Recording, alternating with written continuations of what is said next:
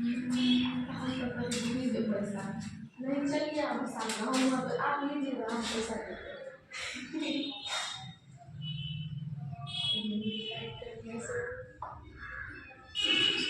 संविधान हम लोग पढ़ रहे हैं, ठीक है। तो कुछ पढ़ाएगा। चलिए, हम भारत का संविधान पढ़ रहे हैं और भारत का संविधान का जो पृष्ठभूमि होता है, पृष्ठभूमि हम आपको पहले ही बता चुके हैं कि आखिरकार भारत का जो संविधान है उसकी जरूरत क्यों पड़ी, आवश्यकता क्यों पड़ी। और संविधान तो एक कानून की किताब, हमें पता है कि एक कानून की किताब है, लेकिन जब लोकतंत्र नहीं थी, राजतंत्र थी, तब किसी देश का या किसी राज्य का जो संचालन होता है वो किस प्रकार से होता था वो भी हमने आपको बता दिया था। धर्म जब तक धर्म की जो प्रधानता थी, जब धर्म का पूजा पाठ और पंडितों की बहुत ज्यादा वर्चस्व था, तो उस समय में क्या था कि जो देश का संचालन होता था धार्मिक तंत्र, धार्मिक नीतियों से होता था, तो वो सारा चीज हम पढ़ा चुके हैं। तो आज जो हम लोग बात करेंगे, किसकी बात करेंगे? भारतीय संविधान की बात करेंगे। किसकी बात हम लोग कर रहे हैं? भारतीय संविधान की। आखिरकार ये भारतीय संविधान है क्या? याद रखिएगा, भारतीय संविधान को पढ़ने से पहले आपको हम कुछ भारत के संदर्भ में कुछ हम चीज बता देते हैं जो आपके लिए बहुत ज्यादा क्या है, इम्पोर्टेंट है। देखिए, भारत को हम लोग, भारत का जो नाम है, भारत का कई नाम है ना, जिसको हम आज भारत के नाम से जानते हैं, उस भारत का नाम अगर हम देखें तो भारत का प्राचीन नाम आर्यावर्त था। कौन सा? आर्यावर्त था। उसके बाद जो है रीवा भारत का ही एक नाम था। हिंदुस्तान भारत का ही नाम है। भारत ऑलरेडी भारत है। इंडिया है ना, भारतीय है। सोने की चिड़िया, सोने की चिड़िया भारत में कहा जाता है। अर्थात 1 2 3 4 5 6 भारत को कुल 6 नामों से जाना जाता है। हिंद के नाम से भारत को जाना जाता है ना, यानी कुल मिला के भारत का इतना नाम है। भारत में हम लोग याद रखिएगा, भारत में ईस्ट इंडिया कंपनी, याद रखिएगा, भारत में ईस्ट इंडिया कंपनी जो आई थी, कितना में आई थी? 1600 ईस्वी में आई थी। कितना में आई थी? 1600 ईस्वी में आई थी। और भारत आने वाला जो पहला अंग्रेज, प्रथम जो है विदेशी था, प्रथम जो विदेशी था वो कौन सा था? पुर्तगाली था। कौन? पहला जो विदेशी था कौन था? पुर्तगाली था। और ईस्ट इंडिया कंपनी, ये पुर्तगाली कितना में आया था? 1498 ईस्वी में। और ये ईस्ट इंडिया कंपनी कितना में आया था? 1600 ईस्वी में आया था। याद रखिएगा, भारत में जब ईस्ट इंडिया कंपनी वाले आए तो भारत को पूरी तरह से अपने गिरफ्त में ले लिया। भारत की जितनी भी कमजोर कलियां थी, उन सारे कमजोर कलियों को क्या किया? जोड़ करके अपना फायदा के तरफ क्या किया? उसका इस्तेमाल किया। और भारत में जितने भी राजा थे, सभी राजाओं को क्या किया? अपने क्या कहते हैं, अपने राजनीति के तहत, अपने बुद्धि के तहत सब राजा को आपस में मतभेद करवा दिया, आपस में फूट करवा दिया, जनता को आपस में तोड़ दिया। और जब जनता टूटती है तो कहते हैं कि जब 2 बिल्ली आपस में लड़ती है तो किसी भी बिल्ली को कुछ नहीं प्राप्त होता है, वो जिस चीज के लिए लड़ता है किसी और तीसरी बिल्ली लेकर के चला जाता है। इसलिए आपस की लड़ाई में कभी भी फायदा आप लोगों को नहीं होता है, फायदा किसी तीसरे को हो जाता है। इसलिए कहा जाता है कि आपस में कभी भी लड़ना नहीं चाहिए। और अंग्रेज जब हमारे भारत में आया था तो हमको आपस में क्या किए? धर्म के नाम पे बांट दिए, जाति के नाम पे बांट दिए, व्यवसाय के नाम पे बांट दिए, अमीर और गरीब के नाम पे बांट दिए, राजा और प्रजा के नाम पे बांट दिए, बेरोजगार और रोजगार के नाम पे बांट दिए, शिक्षित और अशिक्षित के नाम पे बांट दिया। मतलब बांट दिया कि जितना पैदा कर देता है, पढ़ा लिखा अलग वर्ग है, अनपढ़ का अलग वर्ग है, अमीर वर्ग अलग है, गरीब वर्ग अलग है। गरीब के मतलब गरीब के पास मतलब जो है ये नहीं होता है, गरीब जो है सो उसका गुलाम होता है। इस तरह की तो कई प्रकार की चीजें उसके भारत के लोगों को क्या कर दिया? एकदम से अपना गुलाम बना कर रखा। और भारत में ईस्ट इंडिया कंपनी 1600 ईस्वी में आती है और भारत को आजाद करते हैं कितने? 15 अगस्त 1947 ईस्वी को। कितने में? 15 अगस्त 1947 को भारत को क्या करता है? आजाद करता है। तो याद रखिएगा, लगभग 347 वर्ष, 1600 ईस्वी में आता है और 1947 में जाता है, तो समझ लीजिए 347 वर्ष तक, यानी लगभग 350 वर्ष तक भारत ने क्या किया?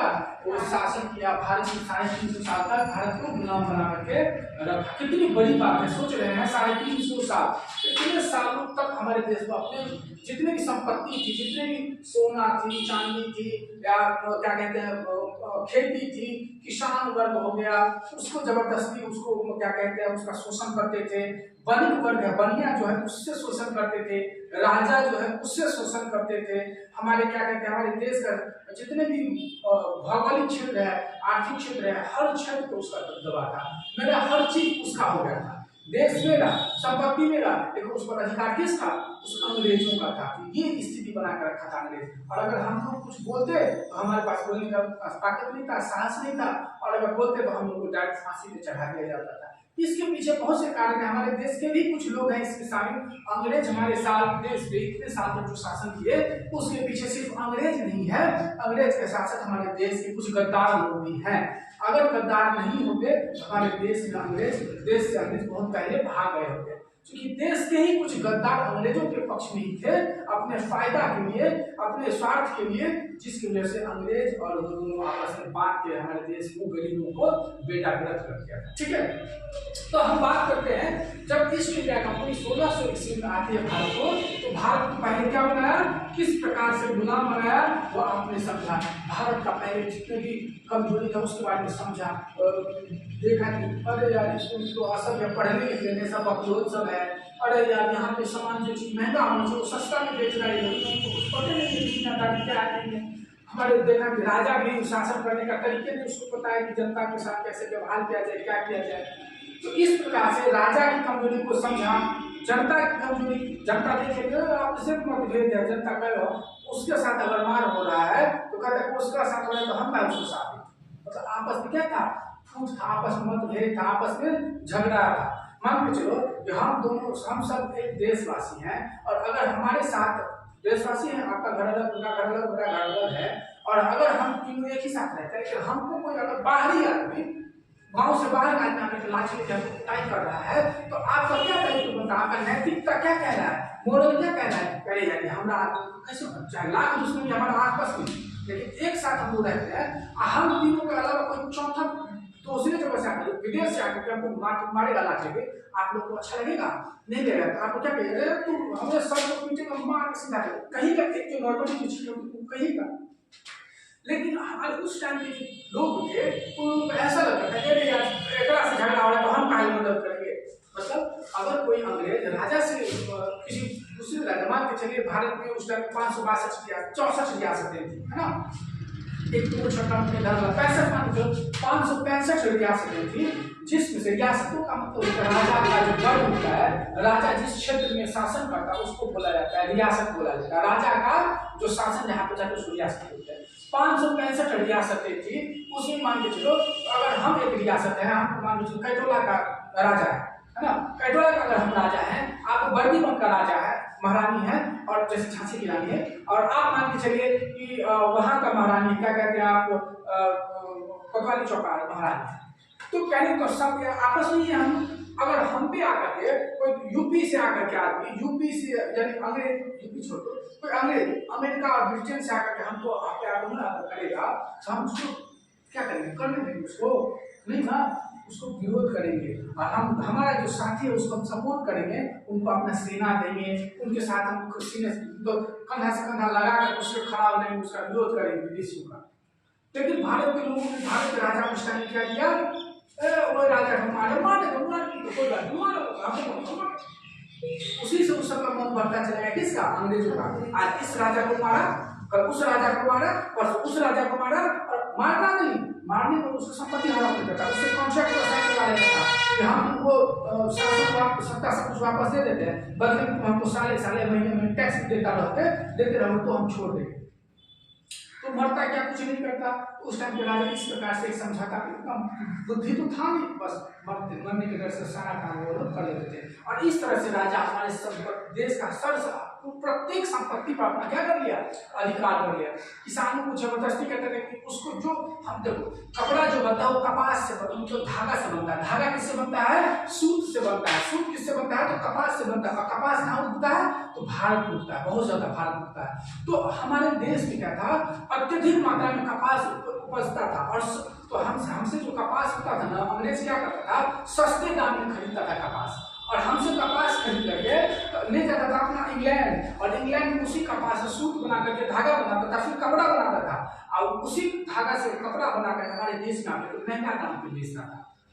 वो आया था व्यापार करने के लिए, बिजनेस करने के लिए आया था। ईस्ट इंडिया कंपनी नाम, ये कंपनी तो बिजनेस करने के लिए आया था, लेकिन वो बिजनेस न करके हम पे क्या करने लगा, हुकूमत करने लगा, हम पे शासन करने लगा।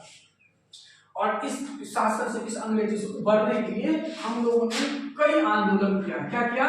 देश में अंग्रेजों को, देश से अंग्रेजों को भगाने के लिए हम लोगों ने क्या किया, कई आंदोलन किया। लेकिन सभी आंदोलन, सभी नहीं, कुछ आंदोलन जो है सफल भी हुए, कुछ असफल हुए। कई हमारे शहीद, कई हमारे जो बहुत बड़े क्या कहते हैं राजनेता थे, या बहुत बड़े हमारे राष्ट्र भक्त थे, देशभक्त थे, क्रांतिकारी थे, अंग्रेजों ने उसको हत्या करवा दिया, या किसी को फांसी पे चढ़ा दिया, किसी को जेल में सड़ा दिया, और किसी को जो है सो गोली करवा दिया। कई प्रकार के हमारे क्रांतिकारी वीरों को क्या करते, उन्होंने हत्या कर दिया, मरवा डाला, सब कुछ करवा दिया। लेकिन अंत तक हम लोग हिम्मत नहीं हारे, और अंग्रेजों को 15 अगस्त 1947 ईस्वी को भारत को क्या करना पड़ा, आजाद करना पड़ा। इसमें हम लोग 1857 की क्रांति किए, काकोरी कांड किए, जालियांवाला बाग हत्याकांड का विरोध किए, असहयोग आंदोलन किए, सविनय अवज्ञा आंदोलन किए, नमक कानून को तोड़ दिए, बहुत सारा अंग्रेजों का जो बनाया रूल रेगुलेशन था उसको धजिया उड़ा के लास्ट में एक जैसे जैसे जनता में, भारत की जनता में ज्ञान का विकास होता गया, ज्ञान का क्या कहते हैं सृजन होता गया, लोग एक दूसरे को भावना को समझने लगे, आजादी क्या होता है उसको समझने लगे, गुलामी क्या होता है उसको समझने लगे, अपना देश की महत्व को समझने लगे, स्वतंत्रता की सुगंध जो है उसको लग गया। तब हम लोगों ने एकजुट होना धीरे धीरे धीरे धीरे क्या कर लिए, एक होना शुरू हुए। जब हम लोग एक हो गए तब अंग्रेजों को हम यहाँ से भारत से बाहर करके फेंक। लेकिन अंग्रेज जो भारत से गया तो ऐसे ही मुंह उठा करके चला गया। हमको अंग्रेज बहुत तरह से करके तोड़ करके गया है, भारत और पाकिस्तान का बंटवारा करके चला गया, और बहुत सारे काम जो है अंग्रेजों ने हमारे साथ किया। लेकिन भारत 1947 में आजाद हुआ, लेकिन उस टाइम याद रखिएगा द्वितीय विश्व युद्ध का भी दौर चल रहा था, जिसके कारण अंग्रेज यहाँ से आपको छोड़ करके भागा। अन्यथा द्वितीय विश्व युद्ध में अगर इंग्लैंड वगैरह नहीं हार रहा होता और उस पर दबाव नहीं पड़ता तो आज हमारे देश में शासन कर रहा होता। तो यहाँ तक समझ में आ गया संविधान की जो चर्चा हम लोग कर रहे हैं उसके बारे में। अब हम बात करेंगे ईस्ट इंडिया कंपनी और इसके अलावा। ठीक, भारत में भारत का में जो संविधान का जो संविधान क्या होता है उसके बारे में देखेंगे। लिखा है संविधान क्या होता है, यह एक कानून की किताब होती है जो हमारे देश के जनता को उनके अधिकार की, उनकी स्वतंत्रता की, उनकी आजादी की, उनके कर्तव्य की क्या करवाता है, गारंटी देता है। और ये संविधान है तभी हमें हमारा अधिकार प्राप्त है, अन्यथा संविधान खत्म हो जाएगा, संविधान को हटा दिया जाए तो वापस से राजतंत्र का शासन आ जाएगा।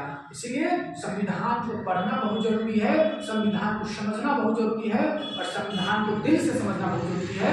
वो सिर्फ एक किताब ही नहीं है, संविधान सिर्फ एक कानून की किताब ही नहीं है, ये सिर्फ साइंस वालों के लिए नहीं है, या ये सिर्फ आर्ट्स वालों के लिए नहीं है, या ये सिर्फ कॉमर्स वालों के लिए नहीं है। भारत के एक एक नागरिक के लिए, एक एक बच्चा के लिए, एक एक पुरुष के लिए, एक एक महिला के लिए, हर एक व्यक्ति के लिए संविधान बहुत जरूरी है, और हर आदमी को संविधान को समझना चाहिए। और ये आप लोग बहुत लकी हैं कि संविधान आज थोड़ा सा पहली बार पढ़ रहे हैं, तो ध्यान से पढ़िएगा। तो संविधान का बहुत न्यू हम यहाँ से स्टार्ट कर रहे हैं, न्यू है संविधान को। तो संविधान जो है आखिर का संविधान किसे कहते हैं, तो समझ में आ गया कि संविधान किसको कहते हैं। संविधान एक कानून की किताब है। अच्छा, संविधान समझ में जब आ गया तो संविधान का जो कॉन्सेप्ट आया, सबसे पहली बार उल्लेख कहाँ मिलता है, तो याद रखिएगा संविधान का जो उल्लेख सर्वप्रथम जो मिलता है स्वराज विधेयक। किसमें? स्वराज विधेयक। कब? 1895 के स्वराज विधेयक ना, 1895 में क्या है स्वराज विधेयक में क्या होता है, इस चीज का वर्णन किया गया, जिसको क्या लिखा, बाल गंगाधर तिलक। किसने? स्वराज विधेयक किसने तैयार किया था? बाल गंगाधर तिलक ने। और बाल गंगाधर तिलक ने सबसे सबसे पहली बार ध्यान रखना 1895 की बात हम कर रहे हैं। 1947 में आजाद हुआ था, 1895 की हम बात कर रहे हैं। तो स्वराज विधेयक का जो तैयार किए थे बाल गंगाधर तिलक जी ने तैयार किया था। उसमें स्पष्ट रूप से बाल गंगाधर तिलक जी ने लिखा था कि भारत को अब अंग्रेजों की नीतियों का मतलब कोई मतलब ये सरोकार नहीं है। भारत अब स्वतंत्र है और भारत में एक अपना नियम कानून होनी चाहिए, अपना एक संविधान होना चाहिए। अंग्रेज अब भारत तुम छोड़ के जाओ, भारत अब अपना भला बुरा खुद ही सोचेगा, भारत अपने बारे में अपना भाग्य खुद ही लिखेगा, अपना संविधान खुद ही लिखेगा। तो कौन कह रहा था? बाल गंगाधर तिलक ने कब कहा था? 1895 में। कहाँ कहा था? स्वराज विधेयक। अब ये स्वराज विधेयक क्या है? क्या है विधेयक है। जैसे कोई भी काम मतलब जो करते हैं तो लिखित एक मसौदा कहते हैं ना, कानूनी एक दस्तावेज देते हैं ना, उसी प्रकार से स्वराज का मतलब है अपना राज्य। बाल गंगाधर तिलक कहते कि अब हम अंग्रेजों का गुलामी नहीं करेंगे, अब हम स्वराज, हमें स्वतंत्रता चाहिए, स्वराज चाहिए, मतलब स्व मतलब अपना राज्य मतलब देश, अपना देश चाहिए, अपना राज्य चाहिए, अपना गांव चाहिए, अपना घर चाहिए। हम अंग्रेजों का गुलामी नहीं करेंगे और अब हमें भारत का संविधान लिखना पड़ेगा, खुद ही लिखेंगे। ऐसा बात कहा था बाल गंगाधर तिलक कितना में? 1895 ईस्वी। और समय समय पे 1922 में, 1925 में और भी बहुत से क्या कहते हैं 45 में, 1945 में, 46 में, 47 में तो हो ही गया। बहुत से हमारे जो क्या कहते हैं स्वतंत्रता सेनानी थे, क्रांतिकारी थे, महान नेता सब थे, जैसे पंडित जवाहरलाल नेहरू थे, मोतीलाल नेहरू थे, सुभाष चंद्र बोस थे, या हम कहेंगे महात्मा गांधी थे, है ना। इन लोगों ने कहा था कि भारत का अपना संविधान होना चाहिए, भारत का अपना संविधान होना चाहिए। पता है महात्मा गांधी के अलावा पंडित जवाहरलाल नेहरू ने स्पष्ट कह दिया था कि अब अंग्रेज मुश्किल से 2 से 3 साल और भारत में रहेगा, बाकी इसका बोरिया की तरह बंद करके तो वापस चला जाएगा। इतना बड़ा बात कह दिया था। किसने? हमारे पंडित जवाहरलाल नेहरू जी ने कहा था। बात यहाँ तक कोई दिक्कत नहीं है। तो यहाँ तक जब आपने समझ लिया तो अब हम इसको हम बात करेंगे अगस्त प्रस्ताव। संविधान जो लिखा गया, संविधान जो अपने मन लिखना शुरू हो गया। सोचिए आप जो यहाँ पे पढ़ने के लिए आते, क्या आपने मतलब बड़ा उठाया कि चलिए नहीं चलिए, आप उससे बहुत मेहनत किए होंगे, बहुत मेहनत के साथ बहुत प्लान किए होंगे, तब जाकर के आप आए हैं। सबसे पहली बार आप जब स्कूल में गए होंगे, जब सब पहली बार पहली एडिशन में, तो ऐसे आप छुट्टी थे, आप उसका बिना होंगे, स्कूल नहीं गए होंगे, पप्पा मम्मी तैयार किए होंगे, आपको नाकर किए होंगे। उससे पहले आपको तो स्कूल लेके जाने से पहले आपके मम्मी पापा तैयारी कर लिए होते हैं। मम्मी पापा बात करते हैं, वो आप अपना बच्चा बड़का हो गए, स्कूल लोग जा करते होता है कि नहीं। आमतौर पर तैयारी ऐसी भी होती है, पहले मन में आता है आपके मम्मी पापा आया होगा हमारा बच्चा के स्कूल लो जाएगा, बच्चा बहुत बड़का पढ़ा लिखा है, तो आप स्कूल गए होंगे। फिर स्कूल जाने के बाद 1 क्लास पास हो गया, 2 क्लास हो गए, फिर आपके पापा देखेंगे अच्छा इसका कॉपी खत्म हो गया, उसको कॉपी ला के देता होगा, किताब खत्म हो गया तो किताब लाते होंगे। उस टाइम तुमको क्या मालूम था कि क्या होता है किताब, क्या आता है? जैसे जैसे तुम्हारे तुमसे ज्यादा ख्याल तुम्हारे माता पिता रखते होंगे, नहीं रखते थे? जैसे जैसे तुम बड़ी होती गई, तैयारी करती गई, समझ में आता गया, बढ़ती गई, 10वां पास कर गई। 10वां पास होने के बाद फिर आप तुम इंटर में गई होगी, तो ये भी प्लान की होगी कि साइंस रखेंगे, कॉमर्स रखेंगे, आर्ट्स रखेंगे। फिर आपस में मतलब बातचीत की होंगे, फिर देखेंगे कि सही क्या है, अच्छा सही आर्ट्स है मेरे लिए, क्योंकि आर्ट्स पढ़ने में अच्छा लगता है और हमको मतलब बहुत सारा काम भी है हमको, और ये भविष्य में नौकरी करना है, यूपीएससी का है, तो चलो आर्ट्स करते हैं। तो आपने आर्ट्स रखा, फिर आप सोचोगे आर्ट्स रखने के लिए कहाँ ट्यूशन पढ़ेंगे, एक साल तो इसी बर्बाद हो गया। फिर सोचोगे नहीं आप एग्जाम ही है, तो एग्जाम तो पढ़ना पड़ेगा। फिर कहीं ना कहीं से आपको उठते खबर मिला कि रोशन सर चौक पे पढ़ाते हैं, तो रोशन सर के पास जाना चाहिए, रोशन सर बहुत अच्छा पढ़ाते हैं, है ना। तो फिर आप मम्मी पापा से डिस्कशन किए होंगे, मम्मी पापा सर कुछ ट्यूशन पढ़ो, तो मम्मी पापा फिर पूछे होंगे, सर के बारे में जानकारी लिए होंगे कि सर कहाँ के हैं, क्या पढ़ाते हैं, खुद क्या करते हैं, बहुत सारा पापा भी पूछे होंगे, मम्मी पूछी होगी। ये सारा प्रोग्रेशन होता है। तो क्या दूसरे आपके अपना छोटा सा लाइफ है, वो इतनी सी लाइफ है, इतना इंक्वायरी होता है कि कहाँ जा रहे हो, कितना बजे जाओगे, कितना बजे आओगे, कौन सा टाइम है, कौन सर है, सर का घर कहाँ है, सर का मोबाइल नंबर क्या है, बहुत सारा आज के जानकारी लिया होगा पहले, तब आके आप यहाँ पे आए होंगे। जब सारा डेटा आपको सही मिला होगा, तब आपको अप्रूव किया होगा कि हम अब तुम जॉब पढ़ते हैं। अब सोचो आपके पर्सनल लाइफ में इतना कुछ होता है तो पूरे देश इतना बड़ा है, इतना बड़ा देश के साथ क्या ऐसे ही कोई आपको लिख देगा, सो कर उठेगा चलिए लिखते हैं, ऐसा होता है क्या? नहीं होता है। उसके लिए अंग्रेज ऐसे आसानी से मानने वाला नहीं था। अंग्रेज का ये मानना था, एक प्रस्ताव आया था जिसको अगस्त प्रस्ताव जानते हैं। क्या कहते हैं उसको? यहाँ से पढ़ना जो समझ में आ रहा है ना मीनू, अरे समझ ना, देखो अगस्त प्रस्ताव को ध्यान से समझिए। अगस्त प्रस्ताव 1940 ईस्वी में आया था। कितना में आया था? 1940 ईस्वी में एक प्रस्ताव आया जिसका नाम था अगस्त प्रस्ताव। क्या नाम था उसका? अगस्त प्रस्ताव नाम था। और अगस्त प्रस्ताव में अंग्रेज इसमें क्या लिखा था कि भारत का संविधान ठीक है, अब जरूरी है क्योंकि हम देश से क्या करेंगे, भारत को हम छोड़ के कहाँ चले जाएंगे, अपने देश चले जाएंगे, इंग्लैंड चले जाएंगे।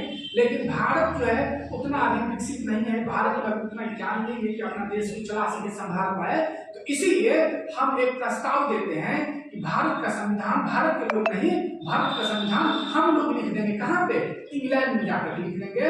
और अगर आप लोगों में जो पढ़े लिखे हैं या जो राजनेता है जो चाहते हैं हम भारत का संविधान को देखें कि क्या लिखा रहा है क्या नहीं लिखा रहा है, तो आप लोग हमारे इंग्लैंड में यहाँ का स्वागत है। तो कहा तुझे बबलुआ, तू भारत के बारे में तो अपना देश में कहाँ लिखेगा? हम बड़े गुलाम है, तो हम तुमसे गुलामी है, तुम हमारा कार्य है, इसीलिए तुमको हम भगा रहे हैं। और तुम फिर तुम उनको क्या कहता है, एक नियम लगाना है, तुम अमेरिका जा इंग्लैंड जा करके और तुम भारत का संविधान लिखेगा, उससे फिर तुम कुछ न कुछ लिख जोड़ देगा। तब अब चलो वास्तविकता तुमको कैसे जानोगे? तुम यहाँ पे रहो तब तुम जानोगे, और तुम इंग्लैंड में रहोगे तो भारत में क्या हो तुमको कैसे पता चलेगा? कहेगा उसमें, आज तुम खुद देखोगे उस बीच में रहोगे, उसमें अंतर है ना। आपको हम बोल देंगे, अगर आपको ये बोले कि रोशन सर बहुत, जब यहाँ पढ़ने भी आएंगे तो आप इतना बताओगे रोशन सर बहुत पढ़ाते, अच्छा पढ़ाते, चलो बहुत सारी अच्छी अच्छी चीजें बताएंगे। लेकिन आप लोग में आगे से कैसे मानिए, पहले हम खुद देखेंगे तब तो विश्वास होगा।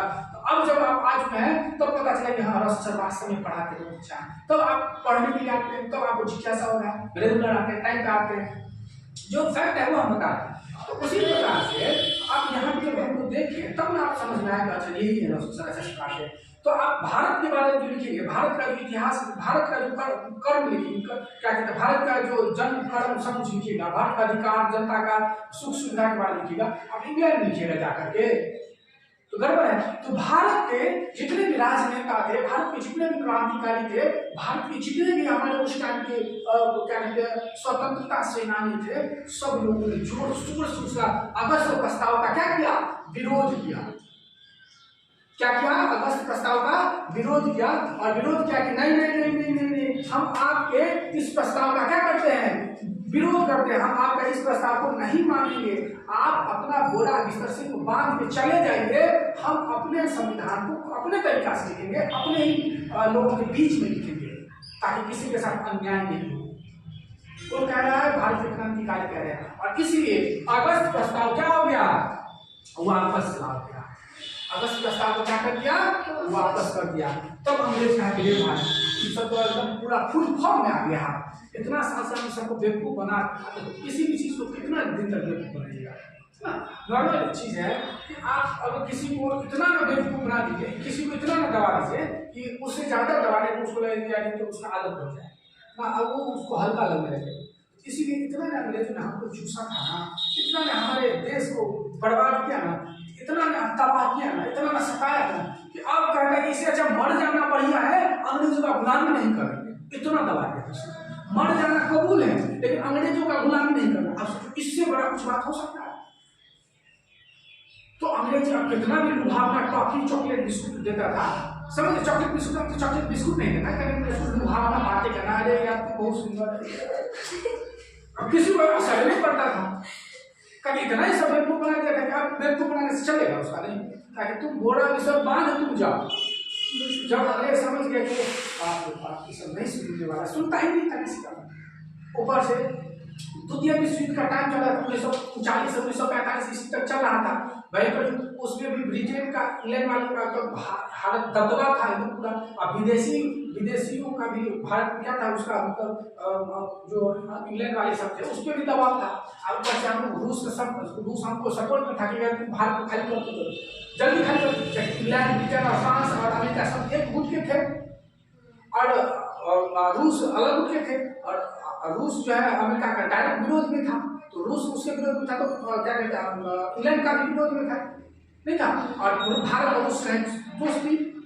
तो अब भारत को जल्दी नहीं खाली करेगा तो रूस को भाग सकता है। मतलब एक माहौल ऐसा क्रिएट हो गया था कि बाहरी भी दबाव था। ऐसा नहीं कि भारत अंदर में नेता सब आजाद करवाया, नहीं, भारत के बाहर भी बहुत सारा काम हो रहा था भारत के लिए। जैसे अमेरिका हो गया, पाकिस्तान का जिया होता है जम्मू में, हमारा रूस हो गया, मिस्र हो गया, यूगोस्लाविया हो गया, ये सारे देश हमको सपोर्ट करता था।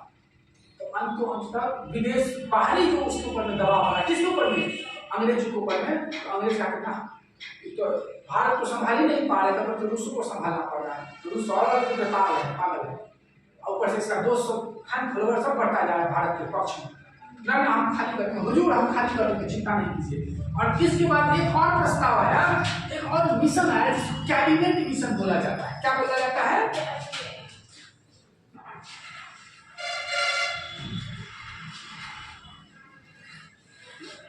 क्या बोला जाता है? कैबिनेट मिशन बोला जाता है। कैबिनेट, अच्छा, कैबिनेट मिशन भारत कब आया था? तो 1946 ईस्वी में आया। कितना है? 1946 ईस्वी में। अब 1946 ईस्वी में जो कैबिनेट मिशन भारत आया, तो उसमें क्या था? इसमें भारत के पक्ष में बात था, जो भारत की जनता कह रही थी, भारत का नेता कह रहे थे, उसी के संदर्भ में ये कैबिनेट मिशन आया था। कैबिनेट मिशन जो भारत में आया, उन्होंने सबसे पहले क्या किया, पहले स्पष्ट कर दिया कि भारत का संविधान भारत में ही लिखा जाएगा, भारत का संविधान भारत के लोगों के द्वारा ही लिखा जाएगा, भारत का संविधान भारत के जितने भी सही या गलत है या जनता के हित में लिखा जाएगा और जनता के बीच में ही लिखा जाएगा, है ना। ये किसने कहा था? कैबिनेट मिशन कहा था।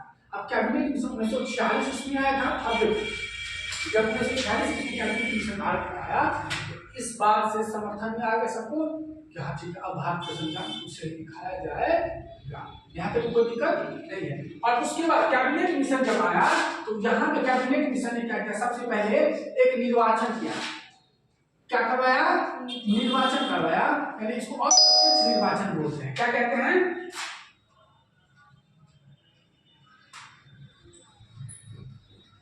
निर्वाचन कहते हैं। यानी कि आप मिशन जो है ना, एक गुण बनाएगा ना कि संविधान कौन लिखेगा, संविधान सभा का आयोजन होगा कि नहीं होगा, और संविधान सभा का जो आयोजन होगा, संविधान सभा के जो सदस्यों का निर्माण होगा।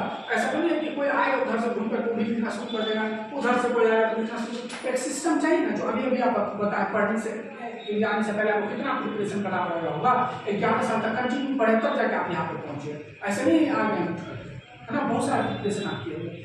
ठीक इसी प्रकार से संविधान जो लिखना शुरू होगा भारत में, तो ऐसे लिखना शुरू हो जाएगा, 1 2 3 4 लिखना स्टार्ट नहीं, उसके लिए तैयारी क्या होगा, एक सिस्टम बनाया होगा। तो कहा, अंग्रेजों ने कहा ठीक है, हम आपको एक निर्वाचन करवा देते हैं। निर्वाचन का मतलब क्या होता है? एक चुनाव करवा देते हैं, इलेक्शन करवा देते हैं, जिसमें क्या होगा कि आप लोग खड़े होंगे कि कौन कौन संविधान लिखने के लिए काबिलियत रखते हैं, जनता किसको पसंद करता है, कौन सबसे ज्यादा शक्तिशाली, कौन सबसे ज्यादा पॉपुलर है। इन आधारों पे आप इलेक्शन करवा देते हैं। लेकिन उस टाइम में इलेक्शन करवाने के बजट भी नहीं था और बहुत सारा कारण था, तो उस टाइम में इलेक्शन नहीं करके क्या किया, डायरेक्ट मतलब सेलेक्ट कर दिया।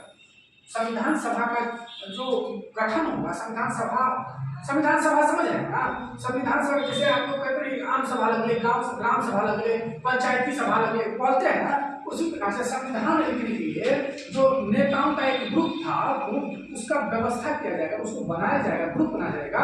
जैसे आप लोग व्हाट्सएप ग्रुप बोलते हैं ना, उसी प्रकार से आपको संविधान ग्रुप समझ लीजिए, समझा गया। संविधान ग्रुप बनाया, संविधान सभा बना, और संविधान सभा बनाने के लिए क्या किया, अंग्रेजों ने क्या किया, जो उस टाइम के पॉपुलर नेता थे उन्हीं लोगों को सेलेक्ट कर लिया बिना चुनाव का, ताकि आप भी आ जाइए, आप भी आ जाइए, आप भी आ जाइए, सब लोग मोटामोटी जितने भी बड़े लोग थे जो उस टाइम पॉपुलर थे और नेता का उत्तम रखते थे, दमखम रखते थे, उन लोगों को क्या कर दिया, अप्रत्यक्ष निर्वाचन द्वारा क्या किया गया, चुन लिया गया, बिना इलेक्शन का ही अप्रत्यक्ष रूप से उसको क्या कर लिया, चुन लिया गया। और उसको कहा गया आप संविधान सभा के क्या हैं, अध्यक्ष नहीं, संविधान सभा का क्या सदस्य है, चाहे संविधान सभा का सदस्य। किस प्रकार से? अप्रत्यक्ष चुनाव कर रहा है।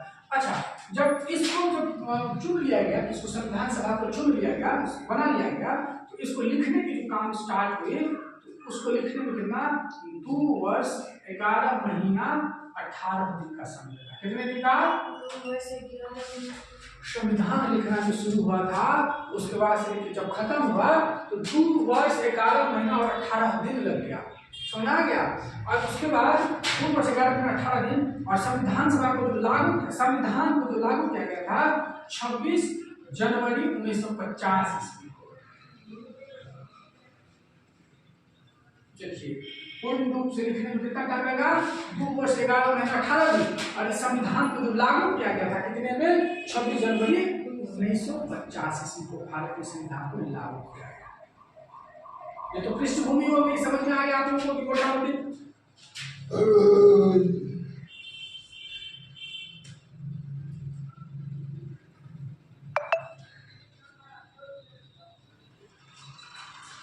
अच्छा, यहाँ पे कोई दिक्कत नहीं है आपको? अब हम आपको बात करते हैं किसमें इंपॉर्टेंट। देखिए,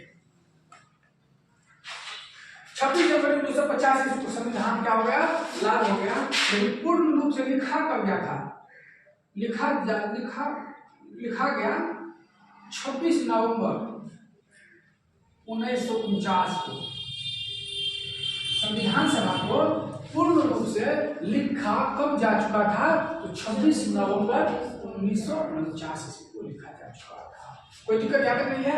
अच्छा, ये बात तो आप समझ में आ गया है, लेकिन इसी में और भी 3-4 पॉइंट है जो आपको समझना अति आवश्यक है, और वो है प्रत्यक्ष कार्रवाई। क्या है? प्रत्यक्ष कार्रवाई। अच्छा, प्रत्यक्ष कार्रवाई को समझने से पहले आप लोगों को हम एक बार कुछ क्लास पहले एक दो क्लास पहले या 4-5 क्लास पहले हम आपको संविधान लिखने से अधिक सर किसके बारे में होते हैं? जो राजनीतिक दल होते हैं, राजनीतिक दल का मतलब होता है कि जो सत्ता के जो जैसा राजद हो गया, बीजेपी हो गया, कांग्रेस हो गया, आम आदमी पार्टी हो गया, टीएमसी हो गया, बहुत तरह के हम ग्रुप बताए थे, क्या कहते हैं, राजनीतिक दल बताए थे, राजनीतिक गुट बताए थे। तो उस टाइम में जो जब हमारा देश आजाद हुआ था, याद रखिएगा, देश में कब आजाद हुआ था? 1947 में। लेकिन देश को आजाद होने से पहले तक हमारे देश में 2 गुट का बहुत ज्यादा दबदबा था। एक कांग्रेस पार्टी की, और एक होता है हमको कांग्रेस पार्टी, और दूसरा होता है इंडियन नेशनल कांग्रेस बोलते हैं आज के टाइम में। तो उस टाइम कांग्रेस थी। तो कांग्रेस पार्टी और दूसरा जो पार्टी था उसका नाम था मुस्लिम लीग। याद रखिएगा, 2 पार्टी थी, मुस्लिम लीग,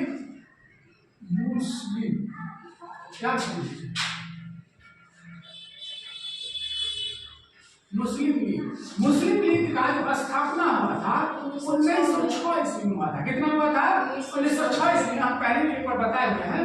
और एक और था जिसको हम कांग्रेस पार्टी बोलते हैं। तो कांग्रेस पार्टी का जो स्थापना हुआ था 1885 ईस्वी में हुआ था। किसके द्वारा? 3 व्यक्ति थे। 3 व्यक्ति ने मिलकर के इसको क्या कहते हैं, कांग्रेस पार्टी का स्थापना किया था। परंतु जो प्रमुख व्यक्ति थे उनका नाम था ह्यूम थे। और 1906 ईस्वी में जो ईस्ट इंडिया कंपनी का स्थापना हुआ था, उसके जो संस्थापक थे वो थे आपको मोहम्मद अली जिन्ना। कौन थे? मोहम्मद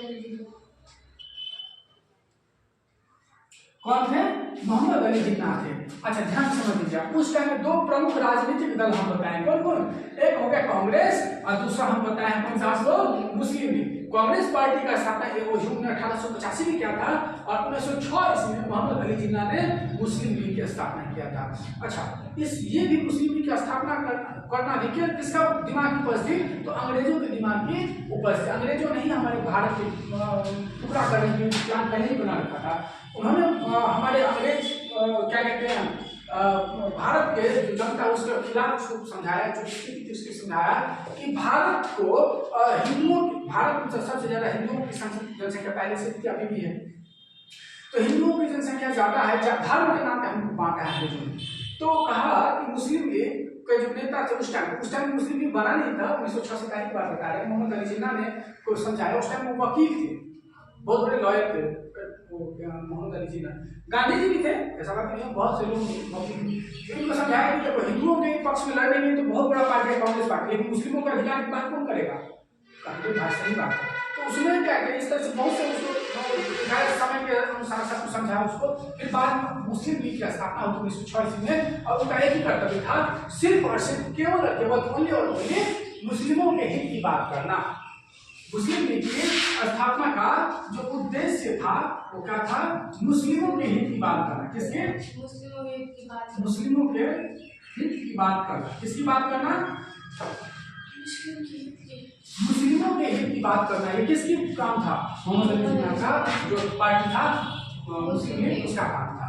अब देखो, अब अंग्रेज किसको भेज दिया 1946 में? कैबिनेट मिशन को भेज दिया है। अब इसमें कैबिनेट मिशन में जितने भी दल थे, सारे दल के नेता को बोला है कि आप आइए, आप आइए, आप आइए। हर दल के नेता अपना समर्थन दिया। अब मुस्लिम लीग का जो नेता था मोहम्मद अली जिन्ना, वो अलग ही मतलब इसमें आ गए। किसमें अलग ही उसके माइंड में चल रहा था। क्या चल रहा था भैया? उसके माइंड में चल रहा था, ये देखिए, ये तो समझा गया, प्रत्यक्ष कार्य है। अंग्रेजी में उसको डायरेक्ट एक्शन बोलते हैं। क्या बोलते हैं? DIRECT, direct, ACTION, direct action. Muslim League के जो नेता थे उन्होंने मोहम्मद अली जिन्ना ने स्पष्ट रूप से कह दिया। किसको?